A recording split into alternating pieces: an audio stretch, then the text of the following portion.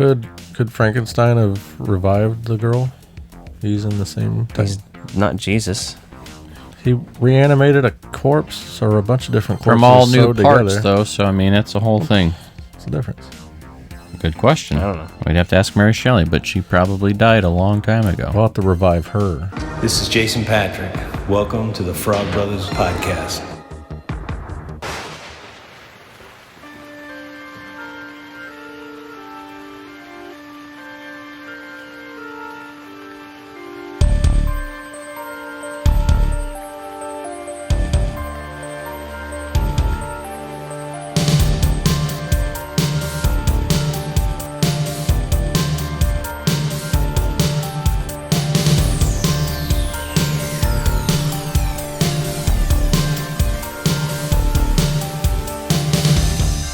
Welcome back to Haunted by Tapes with the Frog Brothers Podcast. Welcome to another edition of Haunted by Tapes by the Frog Bros Podcast. Did you say Prague? I started stuttering on my own words, so I started them all because, you know, if you're on a roll, you're on a roll. My name's Justin. I'm Alec, I guess. And I'm Gick. Ick. You're Ick. Well, the N is silent. I'm Alan. This is just a rehearsal. No one Yeah. will see it. So No one will want watch Alan this anyway. Grant. No one will see this. No one will click Yeah. on this. We're going to talk about the fucking old school Frankenstein tonight, 1931. based on the 1818 book by Mary Shelley. If you haven't Holy read the shit, book, that's I'd old. highly recommend it. We read that in school. It's pretty good. Yeah. This is a pretty good intro to this with the guy talking. It might thrill you, shock you. It might even horrify you. Yeah, and they had to do that because this was pretty Well, controversial for the we time. warned you. And so this film was actually based on a play they had done in 1927. So that's this basically is based on the play adaptation of the book. Yep. So I think it works pretty well. I Yeah. enjoy this a lot. That's why the sets are a little more simplified than the book. There's a reason these are still beloved. These hold up still. Yeah, they They're do. watchable still. Well, look at the 100%. I mean, you go back to the cast here, and there's some big names in there that you're going to recognize. Obviously, Boris Karloff. I mean, look at all the monster movies he did, and like he became a staple in the Universal Monster stable. So, Colin Clive as Henry Frankenstein, Maeve Clark as Elizabeth, John Box as Victor. And it was directed by James Whale, and then Dwight Fry played Fritz. Fritz is pretty good. I like Fritz's character in this, which Fritz kind of becomes that Igor character that everyone wants to call later on, with the which, hunchback, yeah. humpback. Fritz The reminds me assistant. of Renfield. Yes, he From has Dracula, those so. vibes, yes. Visually, this movie is still very interesting. It opens up in that funeral, and you're kind of like, oh, I see where this is going. Especially if you know anything about Frankenstein prior to watching this. Yeah. I like it. Then you find that they're basically hiding and watching with shovels, Yeah. Dr. Frankenstein and Fritz. And, They're grave digging, basically. Grave robbing. yep. The people, not the jewels or anything else. Yeah. Which I think is a way to open a horror movie back then was pretty controversial, right? You know, you're immediately digging up someone's dead body. Like, what the fuck? Yeah, it seems pretty tame now. It does, but it's fascinating, though, to see No, it's still great. Fascinating. You kind of fast forward a little bit, and the next bit that I have notes on is... Because there's a bunch of character introductions and nothing that's super fascinating to me. Yeah. But you get to the normal brain and the abnormal brain bit where he's supposed to steal the brain from... was he stealing it from Waldman? Yeah, Waldman's school, so it's like the lecture hall for the medical lab. Or He breaks the medical jar program of he's the in. normal brain and is like, ah, shit, fuck it. Just leaves it there and steals the other one. Yeah. Which, why wouldn't you just take the other one out of the jar and swap them? But, you know, that's half the movie here. And the next thing I have is about how Elizabeth and them, Victor, are trying to get Professor to go see and investigate what this motherfucker's up to. Yeah, basically, he's written a letter, and it's been 4 months since they've heard from him. Like, what the fuck's he doing? And they're like, basically, he's over in this old windmill hanging out. Yeah.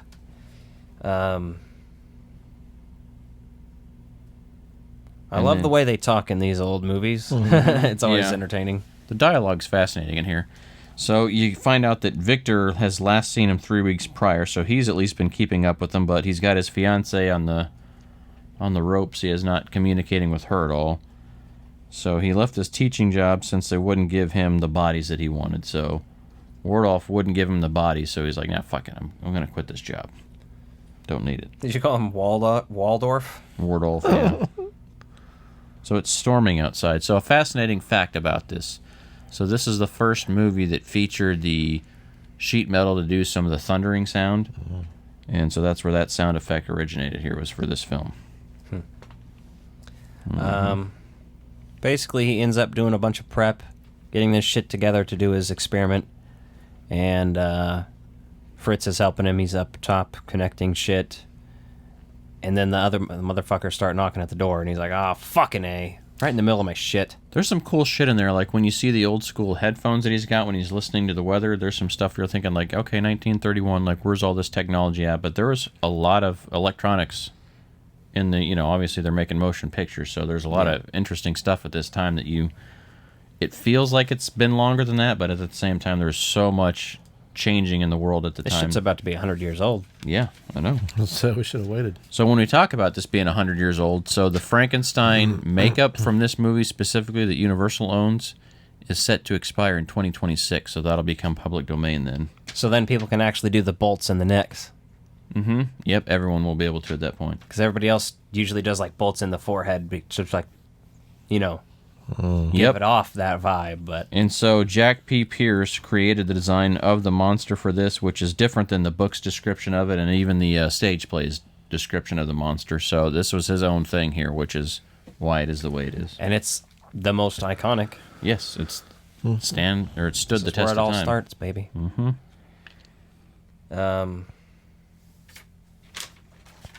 Yeah, and then he's talking about how, I like the speech he has about how it's one man who's crazy and 3 sane spectators. Mm-hmm.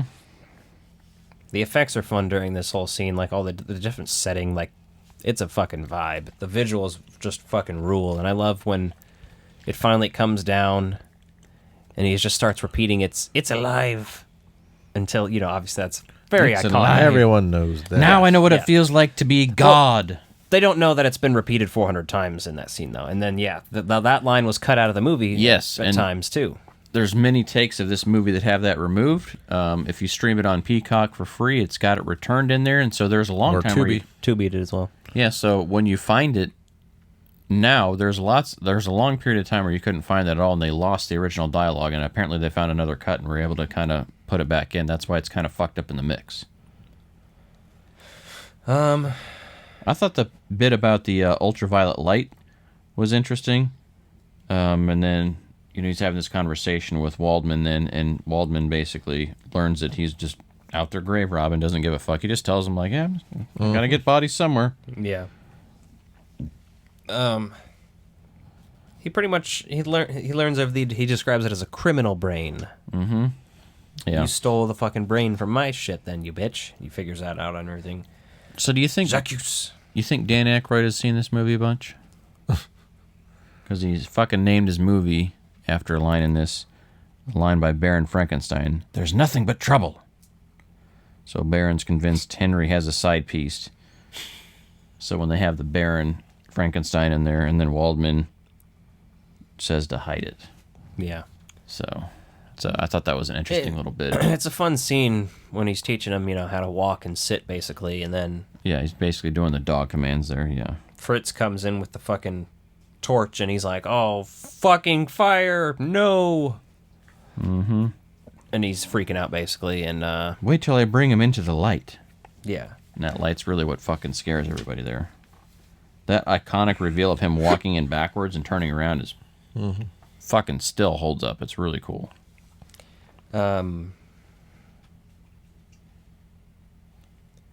Well, after Fritz scares him with the fucking torch on accident, Yeah, they end up having to fucking tie him up and chain him out in Yep. the basement or whatever. and Fritz is whipping him. I mean, so Yeah. when you think about horror and bondage and stuff, like this Horrors. really goes way back to Frankenstein, like where that combination of people that love horror also into a little bit of Whores kink. and bondage. right? I mean, it's just right here. It's hard to deny that. I'm into being whipped, chained up, and fucking corpses. Fritz winds up fucking screaming, and then winds up dying. Yeah. Waldman, Off screen. yeah, off screen, which is probably appropriate for the time. Well, but- it's fine. I'm just saying, and then Waldman basically is like, we got to kill this thing. So Yeah. they come up with their game plan, like, you lead him into the room, I'll inject him. Yeah. And he comes after them. Mm-hmm. The hypodermic needle shit is hilarious. They get the motherfucker knocked out. And Henry basically is like, all right, I'm fucking tired now. I'm done. Yeah, like he's fucking he's become exhausted, since I can't say reached today. And he's ordered home by the doctor, and Waldman's like, okay, well, I'll handle the monster. I'm gonna fuck this motherfucker up. I'm gonna cut his dick off. And Yeah, he's like, I'm gonna dissect it. Like, it's fucking from dead people already. What are you gonna do to cut the fucking limbs back off? And of course he ends up getting strangled. Hell yeah, he does. By the Monsters Lakeshore on the Strangler. loose. Mm-hmm. And then you get Henry and Elizabeth are smooching. An early on-screen kiss there. And then we jump to their wedding day. They gotta push their beds together. I like the big celebration and all the talk about beer. That was pretty cool. Because I'm like, isn't Prohibition going on when this is being made? Or right around then? And they're all out here celebrating beer? No wonder. Like, you're already got people grave robbing and drinking. Like, uh-oh. People are probably losing their minds over sounds this like a shit. hell of a night. They're gonna be I know. fucking corpses. Well, that's the sequel. Bride of Frankenstein. And I don't even care when she died. I like it best when they smell of her formaldehyde. It's a line from Yeah, the Damned song. Prohibition. Code Blue. Prohibition was 1920 to 1933. So, Yeah, so this whole beer speech is probably a political statement at the time. well, what year is the movie set? Well, it doesn't matter. They're having beer to celebrate. I mean, it takes place in Europe, but still the fact that they even mentioned that it's would in be Europe. would be Okay. controversial, right? Yeah. That's true. And You then get the Maria's introduction with her father. She's like, play with me. He's like, nah. And she's like, all right, I'm going to go fuck off. And then place by the water. the monster's like, oh, hey, what's up? And she's like, you want to fucking throw some flowers in the water with me? And They he's like, float. yeah, let's do it. And then, And then he fucking chucks chucks her in her. the water, and she drowns because apparently she doesn't know how to swim. Yeah. She just sinks straight away too. She doesn't like flap around or anything. Nope. No flailing, not waving but drowning, none of that. So the interesting piece here is that obviously that whole scene was highly influenced and revisited in Monster Squad when she's sitting with the monster down by the water, only she doesn't get drowned, the little girl, little sister Bummer. there. Yeah.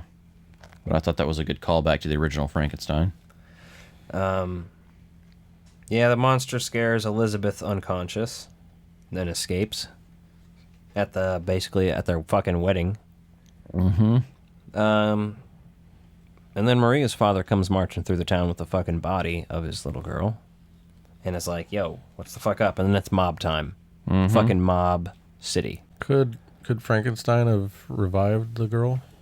He's in the same thing. He's not Jesus. He reanimated a corpse or a bunch of different corpses From all new sewed parts, together. though, so I mean, that's the whole thing. What's the difference? Good question. I don't know. We'd have to ask Mary Shelley, but she probably died a long time ago. We'll have to revive her in order to ask. If I were to revive Mary Shelley, you wouldn't have any problem with it. Mary Shelley. Mary Shelley. If I was to... Yes, exactly. So the mob formed. Mary Shelley had her chance. Yeah, 3 groups, so they split up. Some of them go by the lake, some of them go through the mountains, and then Henry's alone. I thought it was a little repetitive when they kept yelling, "Evil dies tonight." Yeah. It was weird, wasn't it? A little annoying. And then Henry's alone. He gets separated from the group because they don't follow his instruction. And then he gets fucking knocked the fuck out by Frankenstein's monster. Hounds are released. They By follow. his own monster. Yeah. After he gets fucking beat up by his creation, the hounds get released and they follow the monster all the way back to the windmill. Yeah. He probably has a pretty strong smell to follow. Probably. Well, they hear Henry screaming. Like a girl. And he takes Henry all the way to the top and then fucking throws him, but the fucking blade of the windmill actually breaks his fall and saves his life. And then, then you burn the building down. I'll burn the building down. And that's basically Freddy Krueger's origin story. You build the building down with the monster inside, and basically there. You keep bringing up Freddy Krueger in all our movies, Justin likes Freddy in all our Krueger. movie reviews. Yeah, you get to see how you got to see how old movies So- influence new movies. Did the guy who originally owned the brain die in a fire, you think? Is that why he was so scared of fire? That's a good implication or a good thought process, I could say. I don't know. It's not really implied because there's no memories there from that other person. Read the book. Yeah, The book explains it. I don't know, maybe. it's been. I haven't read it. It's on my list. Read a book. What year is this? 1800. I can just watch movies. And listen to audiobook. Ooh, is there an audiobook? All those women There's go. probably 400 audiobooks. It's public domain. Yeah. All those women go and knock on Baron's door, and they drink the wine. Such a Here's weird, to the House of Frankenstein. You're like, that's such a random ending, but that's like the a play, weird, like happy whimsical ending. ending. Yeah. Yeah, it's kind of. Then he goes. These old. Then the old man bangs all four of them. Yeah. They don't. that I was mean, in the this play. movie's almost 100 now, but when you think about it, like when Monster Squad was being made, it was like just over 50 years old, and it was like still having a heavy influence then. So to see where we're at now. Is it Monster Squad? Is that a movie? You haven't seen that one? You dumb Just bastard. messing with you. So, have you guys seen the Robert De Niro, Mary No. Shelley's Frankenstein? You haven't ever seen it? I might have back when it came out on video or HBO or something. So it must have been in middle school. We read the book and then we watched that version of the movie. So. Is it more? It's not bad. I mean, De Niro's pretty good in it. It's more true to the monster. Is De Niro Frankenstein? He's the monster. Yeah, Frankenstein's Monster. I mean, Yeah. who's Frankenstein? Keanu Reeves. Is it? No, he's in It's alive. Dracula, though. Bram Stoker's Dracula. It's alive. Evil robot buses. What do you mean he drinks blood? Booger like that. He's like, yeah, I'm a station. I'm gonna bite your balls. Yeah, so that's Frankenstein, the original. The original movie. Captain Planet's kind of got a Frankenstein hairdo going. He does. He's got the flat top. Yep. The mullet. Aim for the flat top. Popularized.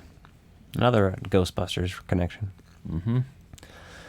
Subscribe to us on Patreon. Patreon.com/FrogBrosPodcast. Hit us up there. It's $3 a month, and we have Yeah, it's like the price of a Red Bull, and we're always doing new commentaries. If you have a commentary you want to hear us do, You don't actually have to watch it with the movie. You can just listen to it. But I do that a lot in my car. I'll just listen to like movies I know really well. I don't even need to watch it. yeah, if you've I seen can it enough watch it times, in you can my just listen to head. us. Or you can sync it up and actually watch the movie. So, that's it. I'm yawning. Good night. Good night. Good night.